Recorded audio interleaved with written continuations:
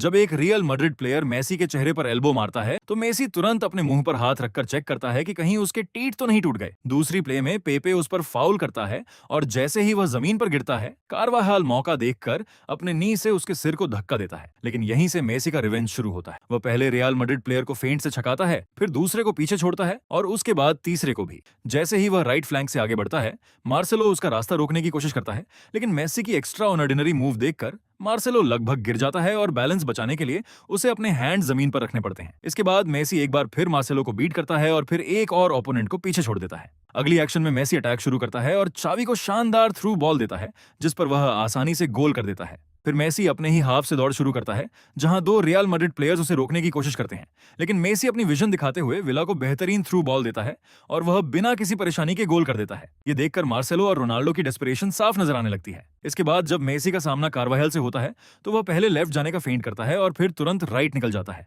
जिससे डिफेंडर बुरी तरह जमीन पर गिर जाता है। फिर मेसी बॉल पर पैर रखकर एक डैजलिंग टर्न करता है, जिससे रामोस उसे रोकने के लिए उसका हैंड पकड़ने पर मजबूर हो जाता है। आखिर में फाइनल मिनट्स में मेसी पूरे कॉन्फिडेंस के साथ रोनाल्डो की नजरों के सामने चलता है और फिर जायंट स्क्रीन की तरफ सिर उठाकर 5